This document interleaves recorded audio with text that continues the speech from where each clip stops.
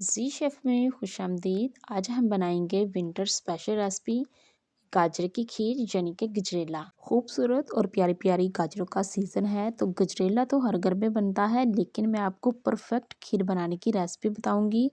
Recipe को skip किए बिना फुल वॉच कीजिएगा। तो चलते हैं मज़ेदार सी गाजर की खीर बनाने की तरफ। बिस्मिल्लाहिर्रहमानिर्रहीम। गाजर की खीर बनाने के लिए हमें दूध चाहिए। तो यहाँ पे मैंने 2.5 लीटर दूध लिया है। फुल फैट दूध है। ये वो दूध है जो आमतौर पे हम घरों में यूज़ करते हैं।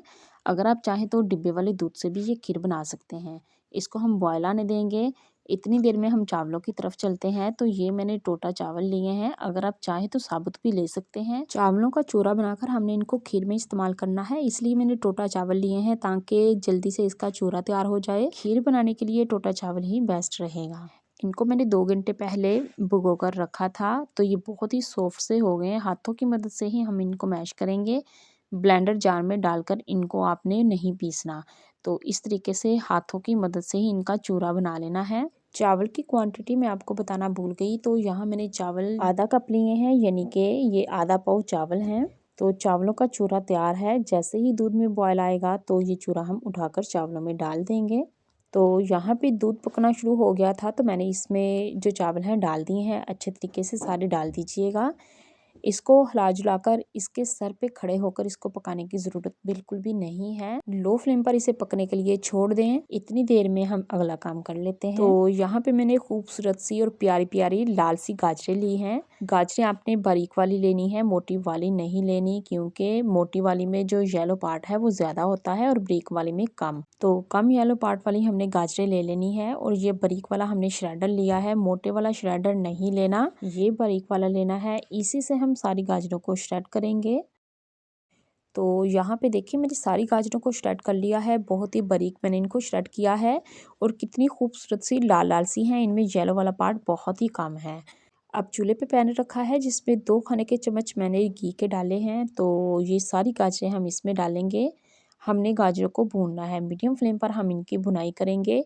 इससे क्या होगा कि जो गाजरों में महसूस स्मेल है वो भी ख़त्म हो जाएगी और गाजरों का महसूस जो टेस्ट है वो खुल के निकलेगा। तो गाजरों को हमने हिलाते जुलाते हुए तकरीबन 5 से 6 मिनट अच्छे तरीके से भून लेना है, जब तक कि इनका पानी ड्राई नहीं हो जाता।